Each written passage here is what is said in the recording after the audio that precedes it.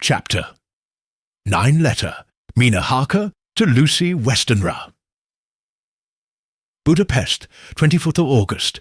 My dearest Lucy, I know you will be anxious to hear all that has happened since we parted at the railway station at Whitby. Well, my dear, I got to Hull all right and caught the boat to Hamburg and then the train on here. I feel that I can hardly recall anything of the journey, except that I knew I was coming to Jonathan, and that, as I should have to do some nursing, I had better get all the sleep I could. I found my dear one, oh, so thin and pale and weak-looking.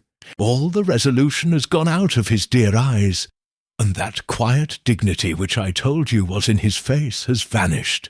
He is only a wreck of himself, and he does not remember anything that has happened to him for a long time past. At least he wants me to believe so, and I shall never ask. He has had some terrible shock, and I fear it might tax his poor brain if he were to try to recall it. Sister Agatha, who is a good creature and a born nurse, tells me that he raved of dreadful things whilst he was off his head. I wanted her to tell me what they were, but she would only cross herself and say she would never tell, that the ravings of the sick were the secrets of God, and that if a nurse through her vocation should hear them, she should respect her trust.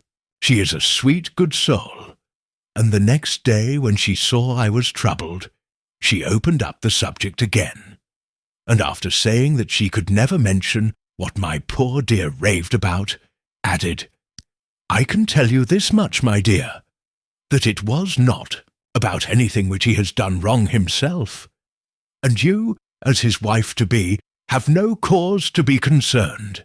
He has not forgotten you or what he owes to you. His fear was of great and terrible things, which no mortal can treat of.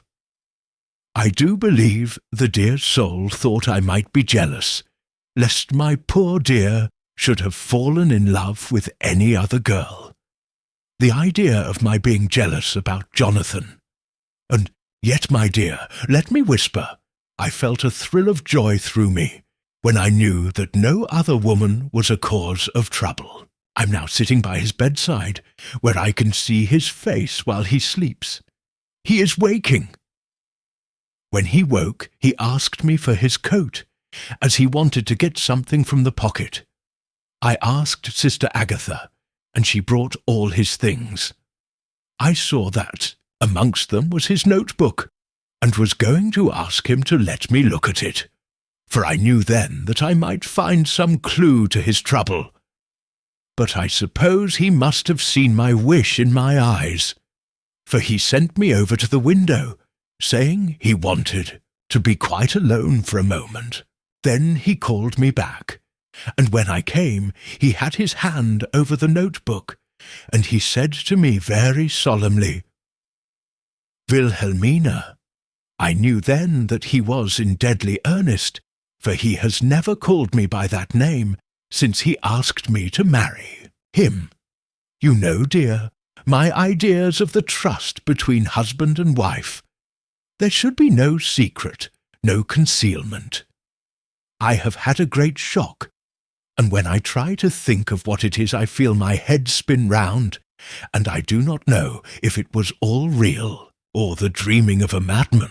You know I have had brain fever, and that is to be mad. The secret is here, and I do not want to know it. I want to take up my life here, with our marriage. For, my dear, we had decided to be married as soon as the formalities are complete. Are you willing, Wilhelmina, to share my ignorance? Here is the book. Take it and keep it. Read it if you will, but never let me know, unless indeed some solemn duty should come upon me to go back to the bitter hours, asleep or awake, sane or mad, recorded here. He fell back exhausted, and I put the book under his pillow and kissed him. I have asked Sister Agatha to beg the Superior to let our wedding be this afternoon, and am waiting her reply. She has come and told me that the chaplain of the English Mission Church has been sent for. We are to be married in an hour, or as soon after as Jonathan awakes. Lucy, the time has come and gone. I feel very solemn, but very, very happy. Jonathan woke a little after the hour, and all was ready, and he sat up in bed propped up with pillows. He answered his "I will" firmly and strongly. I could hardly speak. My heart was so full that even those words seemed to choke me. The dear sisters were so kind. Please God, I shall never, never forget them, nor the grave and sweet responsibilities I have taken upon me. I must tell you of my wedding present. When the chaplain and the sisters had left me alone with my husband— Oh, Lucy, it is the first time I have written the words "my husband." Left me alone with my husband.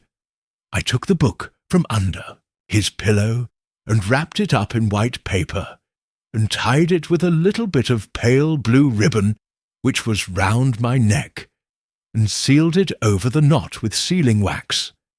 And for my seal I used my wedding ring. Then I kissed it and showed it to my husband, and told him that I would keep it so, and then it would be an outward and visible sign for us all our lives that we trusted each other, that I would never open it unless it were for his own dear sake, or for the sake of some stern duty.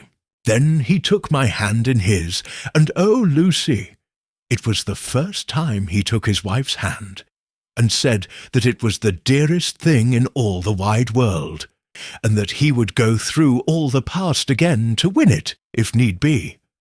The poor dear meant to have said a part of the past, but he cannot think of time yet, and I shall not wonder if at first he mixes up not only the month, but the year.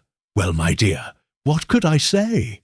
I could only tell him that I was the happiest woman in all the wide world, and that I had nothing to give him except myself, my life and my trust, and that with these went my love and duty for all the days of my life. And, my dear, when he kissed me and drew me to him with his poor weak hands, it was like a very solemn pledge between us. Lucy, dear, do you know why I tell you all this? It is not only because it is all sweet to me, but because you have been and are very dear to me. It was my privilege to be your friend and guide when you came from the schoolroom to prepare for the world of life. I want you to see now, and, with the eyes of a very happy wife, whither duty has led me, so that in your own married life you too may be all happy as I am.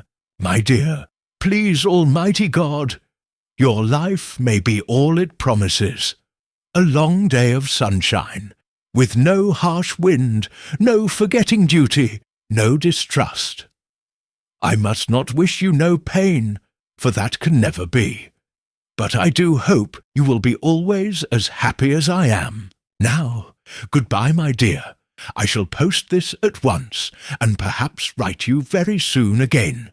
I must stop, for Jonathan is waking. I must attend to my husband. Your ever-loving Mina Harker. Letter, Lucy Westenra to Mina Harker.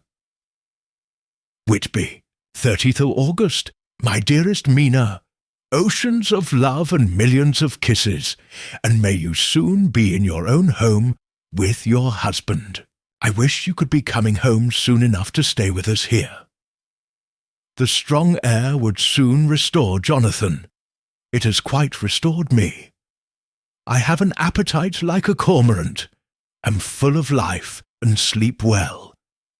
You will be glad to know that I have quite given up walking in my sleep.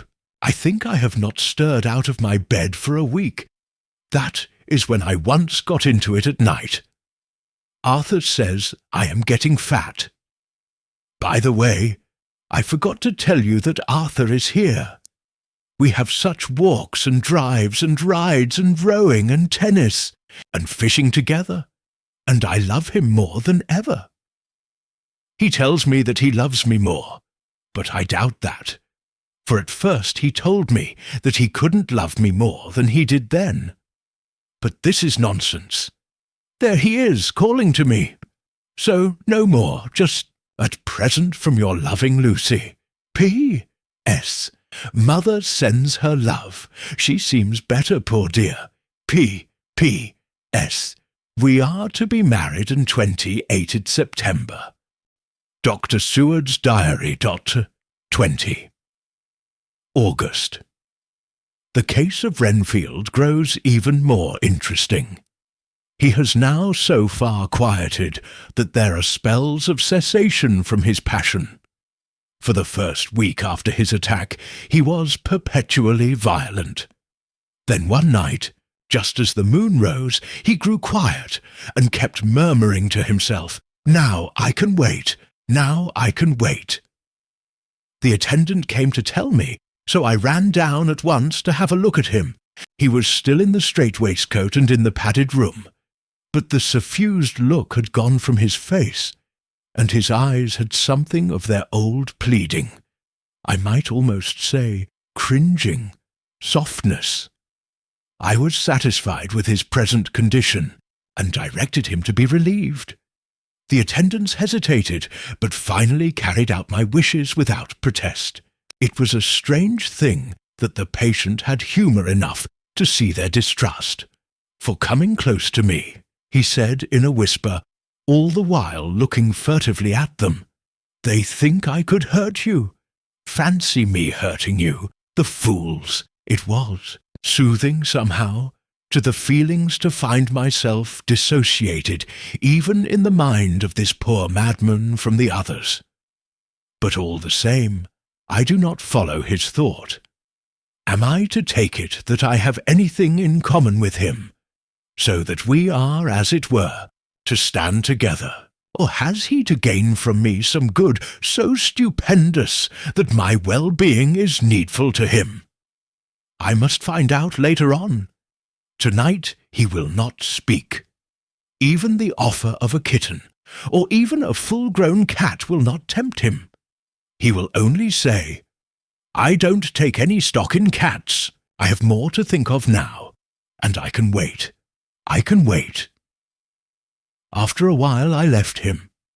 The attendant tells me that he was quiet until just before dawn, and that then he began to get uneasy, and at length violent, until at last he fell into a paroxysm, which exhausted him so that he swooned into a sort of coma. 3 nights has the same thing happened. Violent all day, then quiet from moonrise to sunrise. I wish I could get some clue to the cause. It would almost seem as if there was some influence which came and went. Happy thought! We shall tonight play sane wits against mad ones. He escaped before without our help. Tonight he shall escape with it. We shall give him a chance, and have the men ready to follow in case they are required. 23 August. The unexpected always happens. How well Disraeli knew life! Our bird, when he found the cage open, would not fly so. All our subtle arrangements were for naught. At any rate, we have proved one thing, that the spells of quietness last a reasonable time. We shall in future be able to ease his bonds for a few hours each day. I have given orders to the night attendant merely to shut him in the padded room, when once he is quiet, until an hour before sunrise. The poor soul's body will enjoy the relief, even if his mind cannot appreciate it. Hark! The unexpected again! I am called. The patient has once more escaped. Later, another night adventure. Renfield artfully waited until the attendant was entering the room to inspect. Then he dashed out past him and flew down the passage. I sent word for the attendants to follow. Again he went into the grounds of the deserted house, and we found him in the same place, pressed against the old chapel. door. When he saw me, he became furious, and had not the attendants seized him in time, he would have tried to kill me. As we were holding him, a strange thing happened. He suddenly redoubled his efforts, and then as suddenly grew calm. I looked round instinctively, but could see nothing. Then I caught the patient's eye and followed it, but could trace nothing as it looked into the moonlit sky, except a big bat, which was flapping its silent and ghostly way to the west. Bats usually wheel and flit about, but this one seemed to go straight on, as if it knew where it was bound for, or had some intention of its own. The patient grew calmer every instant and presently said, "You needn't tie me, I shall go quietly." Without trouble we came back to the house. I feel there is something ominous in his calm, and shall not forget this night. Lucy Westenra's Diary, Hillingham, 24 August. I must imitate Mina and keep writing things down. Then we can have long talks when we do meet. I wonder when it will be. I wish she were with me again, for I feel so unhappy. Last night I seemed to be dreaming again, just as I was at Whitby. Perhaps it is the change of air, or getting home again. It is all dark and horrid to me, for I can remember nothing. But I am full of vague fear, and I feel so weak and worn out. When Arthur came to lunch, he looked quite grieved when he saw me, and I hadn't the spirit to try to be cheerful. I wonder if I could sleep in Mother's room tonight. I shall make an excuse and try. 25 August. Another bad night. Mother did not seem to take to my proposal. She seems not too well herself, and doubtless she fears to worry me. I tried to keep awake and succeeded for a while. But when the clock struck 12, it waked me from a doze, so I must have been falling asleep. There was a sort of scratching or flapping at the window, but I did not mind it, and as I remember no more, I suppose I must then have fallen asleep. More bad dreams. I wish I could remember them. This morning I am horribly weak. My face is ghastly, pale, and my throat pains me. It must be something wrong with my lungs, for I don't seem ever to get air enough. I shall try to cheer up when Arthur comes, or else I know he will be miserable to see me so. Letter. Arthur Holmwood to Dr. Seward, Albemarle, Hotel, 31st August. My dear Jack, I want you to do me a favour. Lucy is ill. That is, she has no special disease, but she looks awful, and is getting worse every day. I have asked her if there is any cause.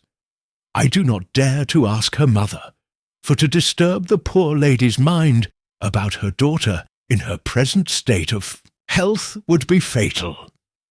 Mrs. Westenra has confided to me that her doom is spoken, disease of the heart, though poor Lucy does not know it yet. I am sure that there is something preying on my dear girl's mind. I am almost distracted when I think of her. To look at her gives me a pang. I told her I should ask you to see her, and though she demurred at first, I know why, old fellow, she finally consented. It will be a painful task for you, I know, old friend, but it is for her sake, and I must not hesitate to ask, or you to act. You are to come to lunch at Hillingham tomorrow, 2 o'clock, so as not to arouse any suspicion in Mrs. Westenra. And after lunch, Lucy will take an opportunity of being alone with you. I shall come in for tea, and we can go away together. I am filled with anxiety and want to consult with you alone as soon as I can after you have seen her. Do not fail, Arthur. Telegram Arthur Holmwood to Seward. September. Am summoned to see my father, who is worse. Am writing. Write me fully by tonight's post to Ring. Wire me if necessary. Letter from Dr. Seward to Arthur Holmwood. September. My dear old fellow, with regard to Miss Westenra's health, I hasten to let you know at once that in my opinion there is not any functional disturbance or any malady that I know of. At the same time, I am not by any means satisfied with her appearance. She is woefully different from what she was when I saw her last. Of course, you must bear in mind that I did not have full opportunity of examination such as I should wish. Our very friendship makes a little difficulty, which not even medical science or custom can bridge over. I had better tell you exactly what happened, leaving you to draw, in a measure, your own conclusions. I shall then say what I have done and propose doing. I found Miss Westenra in seemingly gay spirits. Her mother was present, and in a few seconds I made up my mind that she was trying all she knew to mislead her mother and prevent her from being anxious. I have no doubt she guesses, if she does not know, what need of caution there is. We lunched alone, and as we all exerted ourselves to be cheerful, we got, as some kind of reward for our labours, some real cheerfulness amongst us. Then Mrs. Westenra went to lie down, and Lucy was left with me. We went into her boudoir. Until we got there her gaiety remained, for the servants were coming and going. As soon as the door was closed, however, the mask fell from her face, and she sank down into a chair with a great sigh, and hid her eyes with her hand. When I saw that her high spirits had failed, I at once took advantage of her reaction to make a diagnosis. She said to me, very sweetly, "I cannot tell you how I loathe talking about myself." I reminded her that a doctor's confidence was sacred, but that you were grievously anxious about her. She caught on to my meaning at once, and settled that matter in a word. "Tell Arthur everything you choose. I do not care for myself, but all for him. War. So I am quite free." I could easily see that she is somewhat bloodless, but I could not see the usual anemic signs, and by a chance I was actually able to test the quality of her blood, for in opening a window, which was stiff, a cord gave way, and she cut her hand slightly with broken glass. It was a slight matter in itself, but it gave me an evident chance, and I secured a few drops of the blood and have analysed them. The qualitative analysis gives a quite normal condition, and shows, I should infer, in itself a vigorous state of health. In other physical matters, I was quite satisfied that there is no need for anxiety. But as there must be a cause somewhere, I have come to the conclusion that it must be something mental. She complains of difficulty in breathing satisfactorily, at times, and of heavy lethargic sleep, with dreams that frighten her, but regarding which she can remember nothing. She says that as a child she used to walk in her sleep, and that when in Whitby the habit came back, and that once she walked out in the night and went to East Cliff, where Miss Murray found her. But she assures me that of late the habit has not returned. I am in doubt, and so have done the best thing I know of. I have written to my old friend and master, Professor Van Helsing of Amsterdam, who knows as much about obscure diseases as anyone in the world. I have asked him to come over, and as you told me that all things were to be at your charge, I have mentioned to him who you are, and your relations to Miss Westenra. This, my dear fellow, is in obedience to your wishes, for I am only too proud and happy to do anything I can for her. Van Helsing would, I know, do anything for me for a personal reason, so, no matter on what ground he comes, we must accept his wishes. He is a seemingly arbitrary man, but this is because he knows what he is talking about better than anyone else. He is a philosopher and a metaphysician, and one of the most advanced scientists of his day. And he has, I believe, an absolutely open mind. This, with an iron nerve, a temper of the ice brook, an indomitable resolution, self-command, and toleration, exalted from virtues to blessings, and the kindliest and truest heart that beats. These form his equipment for the noble work that he is doing for mankind, work both in theory and practice. For his views are as wide as his all-embracing sympathy. I tell you these facts that you may know why I have such confidence in him. I have asked him to come at once. I shall see Miss Westenra tomorrow again. She is to meet me at the stores, so that I may not alarm her mother by too early a repetition of my call. Yours always, John Seward. Letter. Abraham Van Helsing, M.D., D.Ph., D.Lit., etc., etc., to Dr. Seward. 2. September. My good friend, when I have received your letter, I am already coming to you. By good fortune, I can leave just at once, without wrong to any of those who have trusted me. Were fortune other, then it were bad for those who have trusted, for I come to my friend when he call me to aid those he holds dear. Tell your friend that when that time you suck from my wound so swiftly the poison of the gangrene from that knife that our other friend, too nervous, let slip, you did more for him when he wants my aids, and you call for them than all his great fortune could do. But it is pleasure added to do for him your friend. It is to you that I come. Have then rooms for me at the Great Eastern Hotel, so that I may be near to hand, and please it so arrange that we may see the young lady not too late on tomorrow, for it is likely that I may have to return here that night. But if need be, I shall come again in 3 days, and stay longer if it must. Till then, goodbye, my friend John. Van Helsing. Letter. Dr. Seward to Honor Arthur Homewood. 3 September, my dear Art. Van Helsing has come and gone. He came on with me to Hillingham, and found that by Lucy's discretion her mother was lunching out, so that we were alone with her. Van Helsing made a very careful examination of the patient. He is to report to me, and I shall advise you, for of course I was not present all the time. He is, I fear, much concerned, but says he must think.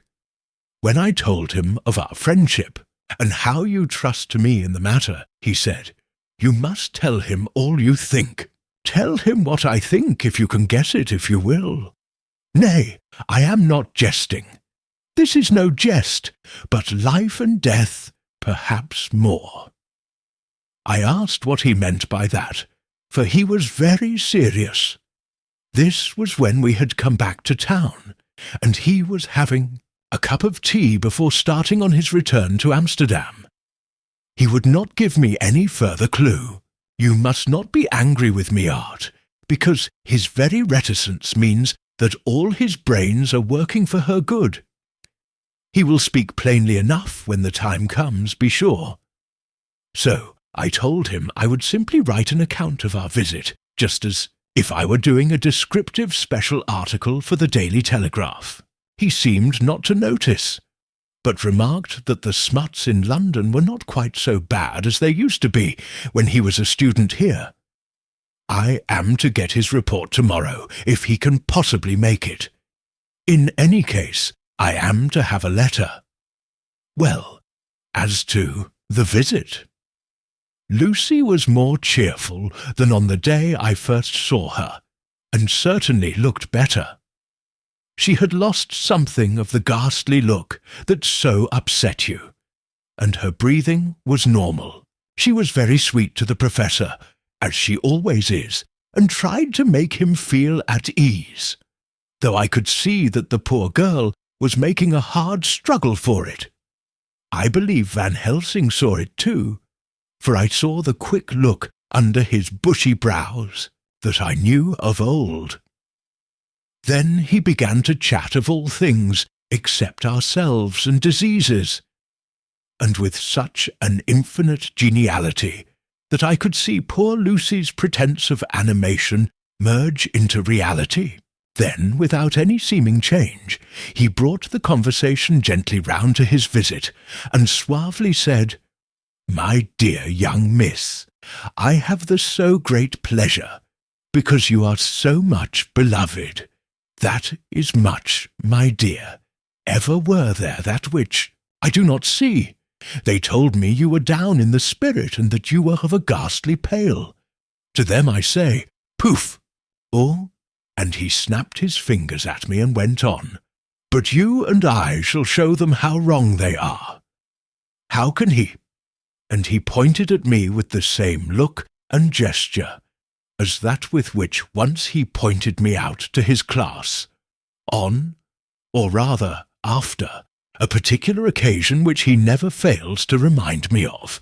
Know anything of a young lady's?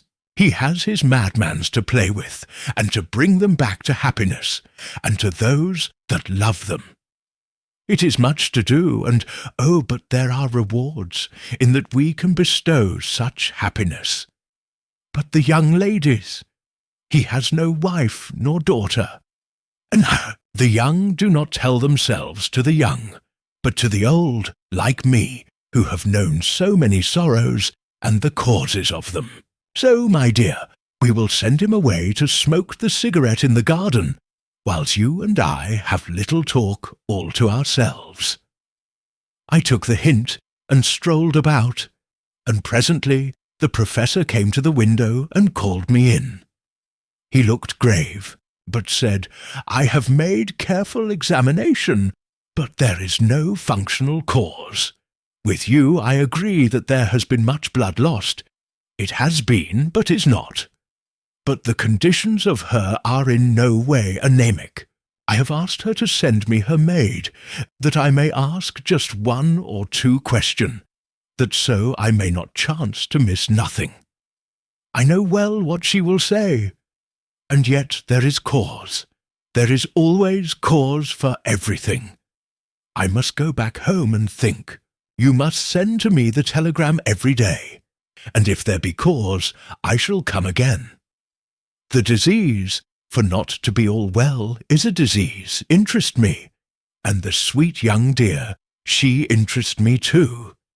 She charm me, and for her, if not for you or disease, I come. As I tell you, he would not say a word more, even when we were alone. And so now, Art, you know all I know. I shall keep stern watch. I trust your poor father is rallying. It must be a terrible thing to you, my dear old fellow, to be placed in such a position between 2 people who are both so dear to you. I know your idea of duty to your father, and you are right to stick to it. But if need be, I shall send you word to come at once to Lucy.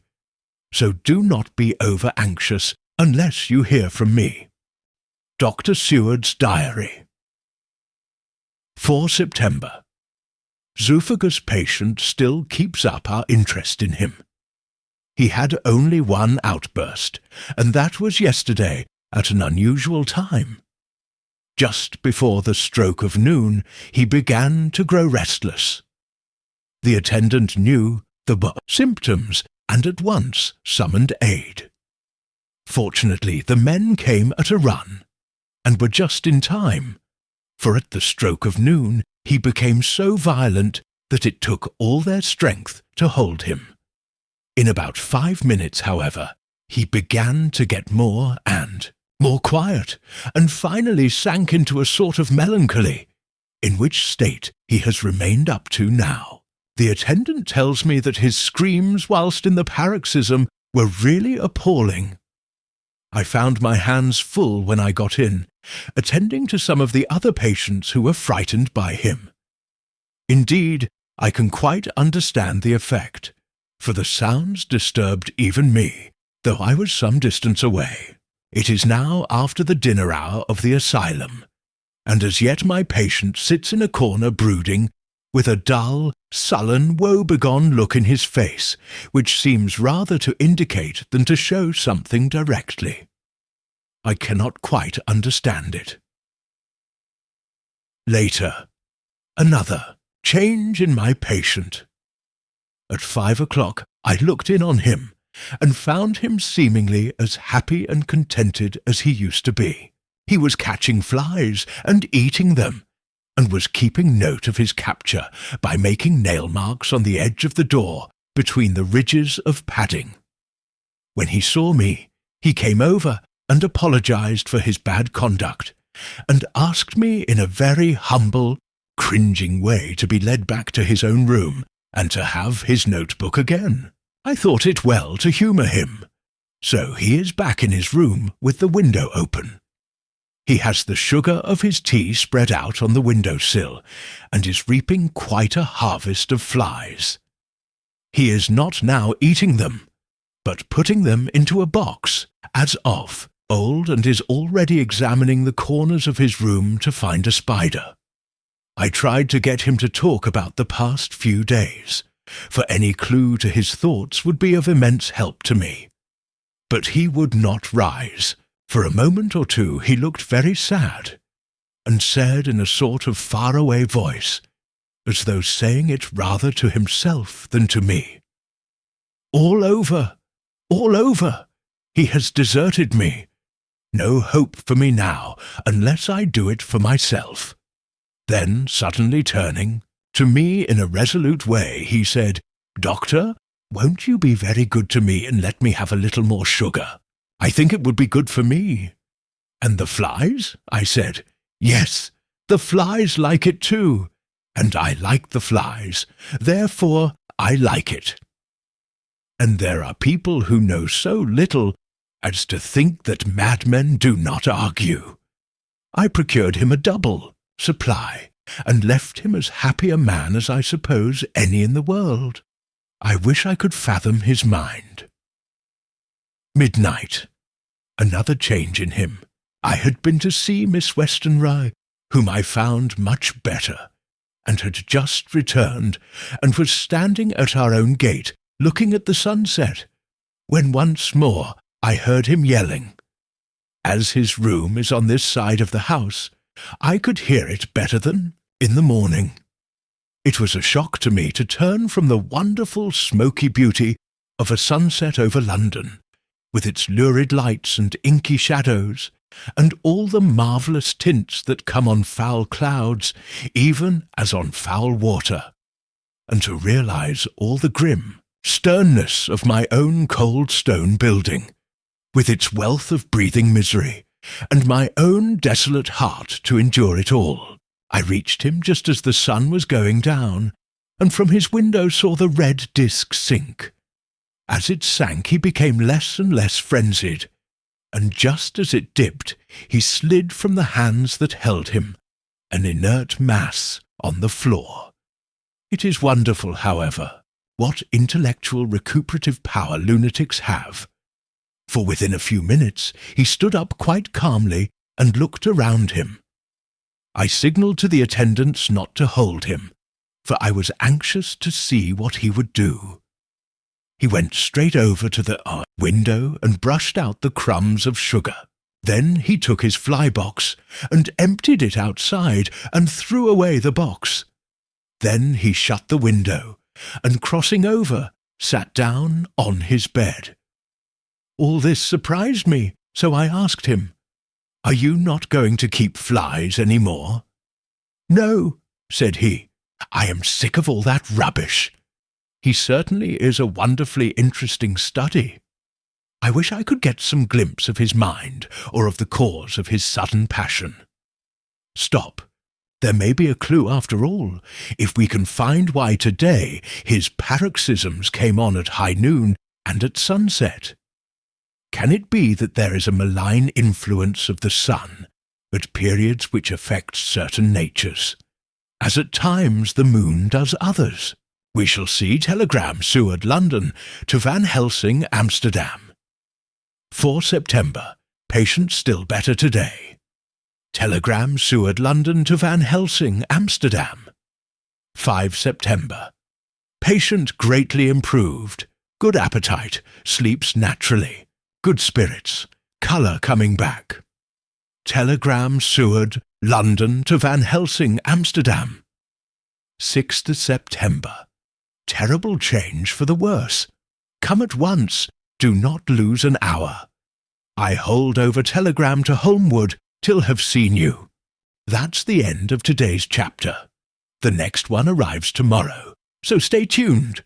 Drop your thoughts in the comments, like the video, and subscribe for more timeless tales.